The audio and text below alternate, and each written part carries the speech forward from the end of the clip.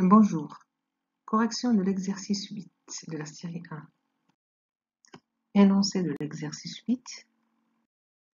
Question 1. Établir un cycle de transformation de S permettant de déterminer l'enthalpie standard de cette réaction à 298 K en utilisant petit a, les enthalpies standards de combustion des réactifs et des produits. Dans les données de l'exercice, on a les enthalpies standard de combustion des réactifs et des produits. Ces enthalpies correspondent à ces réactions. Donc, on va établir un cycle de transformation de S dans lequel on va utiliser ces réactions. Donc là, les réactions de combustion des réactifs et des produits. Donc ici, on a réécrit la réaction. Donc pour la combustion de CH3OH liquide, donc là, c'est cette réaction-là. Donc, la combustion va nécessiter 3,5 de O2 gaz. Et les produits de la réaction sont CO2 gaz plus 2H2O liquide. Donc là, ici, on a l'enthalpie de combustion standard à 298 de CH3OH liquide. Pour le produit CH2O gaz, donc sa combustion nécessite 1 mol de O2. Et pour le dihydrogène H2, sa combustion va nécessiter une demi-mol de O2.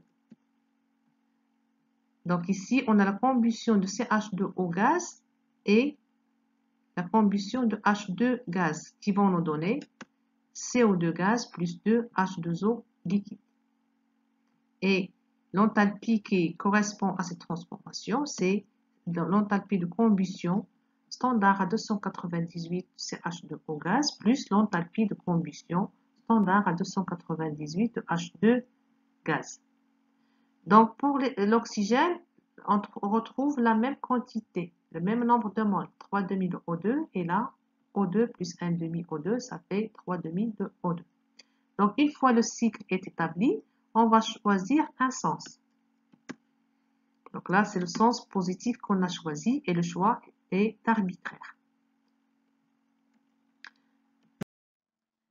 Dans un cycle, la somme des enthalpies des réactions est égale à 0.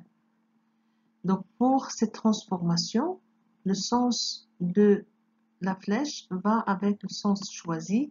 Donc ici, on aura delta R H0. Pour la deuxième transformation, le sens de la flèche va aussi avec le sens choisi. Donc on aura plus l'enthalpie de combustion de CH2O gaz plus l'enthalpie de combustion de H2 gaz.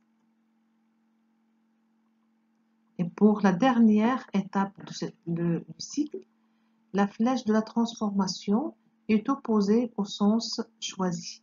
Donc l'enthalpie sera affectée d'un signe moins. Donc ici on aura moins delta C H0 à 298 de CH3OH liquide. Donc le tout est égal à 0. Donc on peut écrire l'enthalpie de la réaction comme étant l'enthalpie de combustion standard à 298 de CH3OH liquide moins l'enthalpie de combustion standard à 298 de CH2O gaz moins l'enthalpie de combustion standard à 298 de H2 gaz. Donc on retrouve la même expression que lorsqu'on utilise cette expression-là. L'enthalpie d'une réaction dans les conditions standards est égale à la somme sur I du mi-I, l'enthalpie de combustion standard des réactifs, moins somme du mi-J, l'enthalpie de combustion standard des produits. Donc ici, on a les enthalpies de combustion des réactifs et des produits. Donc l'application numérique va nous donner une valeur qui est égale à 130,6 kJ. Petit b, on va établir le cycle de transformation de S en utilisant les enthalpies standards de formation des réactifs et des produits.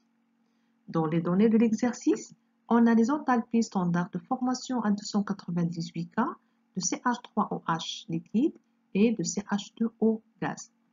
Pour H2, c'est l'état standard de référence de l'hydrogène, donc son enthalpie de formation est égale à 0. L'enthalpie de formation de CH3OH liquide, ça correspond à la formation d'une mole de CH3OH liquide à partir des réactifs qui sont à l'état standard de référence. Donc, une mole de CH3OH liquide est formée à partir du carbone graphite, 2H2 gaz, plus 1,5O2 gaz. Pour l'enthalpie de formation de CH2O gaz, ça correspond à la formation d'une mole de CH2O gaz à partir du carbone graphite, 1,5O2 plus H2 gaz. Donc là, ces éléments sont à l'état standard de référence. Pour former une mole de CH3OH liquide, à partir de ces éléments qui sont à l'état standard de référence, il nous faut une mole de carbone graphite, une demi-mole de O2 gaz et 2 moles de H2 gaz. C'est ce qu'il faut pour former une mole de CH2O et une mole de H2 gaz. Donc pour cette étape-là, on a l'enthalpie de formation standard à 298 de CH3OH liquide, alors que pour cette étape, on a l'enthalpie de formation standard à 298 de CH2O gaz et l'enthalpie de formation standard à 298 de H2 gaz. Et pour calculer l'enthalpie de la réaction, on a choisi deux chemins différents, le chemin 1 et le chemin 2. Donc l'enthalpie de la réaction selon le chemin 1 est égale à la somme des enthalpies selon le chemin 2. H est une grandeur d'état, donc sa variation ne dépend pas du chemin suivi, mais de l'état final et l'état initial. Donc selon le chemin 1, on a delta R H0 à 298. Et selon le chemin 2, donc on a ici moins delta H de formation standard à 298 de CH3OH liquide. L'enthalpie est affectée d'un signe moins parce que le sens de la transformation est opposé au sens du chemin suivi. Pour cette étape, le sens de la transformation est le même que celui du chemin suivi. Donc là, les enthalpies seront affectées d'un signe plus. Donc on aura plus l'enthalpie de formation standard à 298 de CH2O gaz, plus l'enthalpie de formation standard à 298 de H2 gaz. Donc on peut réécrire la réaction. L'enthalpie de la réaction dans les conditions standards à 298 est égale à l'enthalpie standard de formation de CH2O gaz plus l'enthalpie standard de formation de H2 gaz moins l'enthalpie standard de formation de CH3OH liquide. Donc on retrouve la même expression que lorsqu'on utilise cette relation. Delta RH0 est égal à la somme du mi-I delta H de formation des produits moins somme du mi-J delta H de formation des réactifs. Donc l'application numérique va nous donner une valeur de 130,6 kJ par mol. Donc ici, on a les valeurs des enthalpies de formation des réactifs et des produits. Petit c, on va établir un cycle de transformation dans lequel on va utiliser les enthalpies standards de liaison. Dans les données, on a les enthalpies de liaison, ce qui correspond à des réactions où les réactifs sont des atomes gazeux. Les valeurs sont négatives. Ce sont des énergies de formation de liaison. Dans la réaction dont on veut déterminer l'enthalpie, le CH3OH est un liquide. Il faut aussi utiliser l'enthalpie standard de vaporisation à 298 K pour transformer le liquide en gaz. La première étape de ce cycle, c'est de transformer CH3OH liquide en CH3OH gazeux. Donc l'enthalpie qui correspond à cette transformation, c'est l'enthalpie de vaporisation standard à 298 K de CH3OH. Donc si on veut former des liaisons, on doit avoir des atomes à l'état gazeux. Donc pour former CH3OH gaz, il nous faut un carbone gazeux un oxygène gazeux et 4 hydrogènes gazeux. C'est ce qu'il faut pour former CH2O gaz et H2 gaz. Pour avoir ces atomes à l'état gazeux, nous devons dissocier 3 liaisons CH, une liaison CO et une liaison OH. Donc l'enthalpie qui correspond à cette transformation, c'est moins 3 fois l'enthalpie standard de la liaison CH, moins l'enthalpie standard de la liaison CO et moins l'enthalpie standard de la liaison OH. Et pour former CH2O gaz et H2 gaz, nous allons former deux liaisons CH, une liaison CO et une liaison H. Donc l'enthalpie qui correspond à cette transformation, c'est 2 fois l'enthalpie de la liaison CH plus l'enthalpie de la liaison CO et plus l'enthalpie de la liaison HH.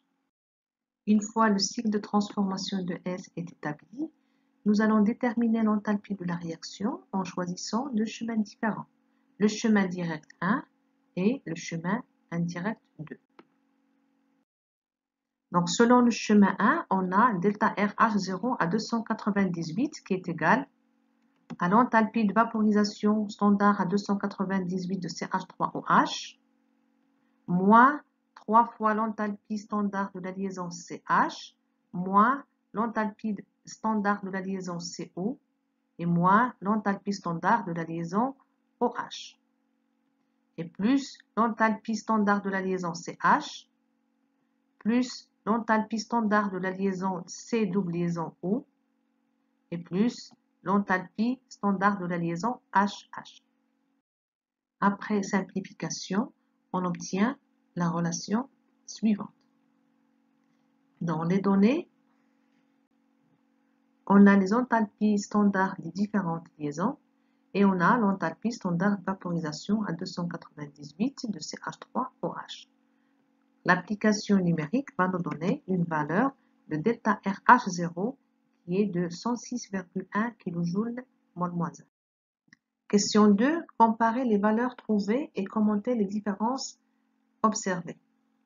Donc pour la première valeur et la deuxième, ça correspond aux enthalpies des réactions calculées à partir des enthalpies de combustion et à partir des enthalpies de formation. Ces deux valeurs sont identiques parce qu'elles utilisent des enthalpies de combustion de formation qui sont des valeurs précises, alors que la valeur de l'enthalpie calculée à partir des enthalpies de liaison est différente des deux premières. La différence observée est due aux valeurs non précises des enthalpies de liaison données dans les tables thermodynamiques et qui sont des valeurs moyennes sur plusieurs molécules.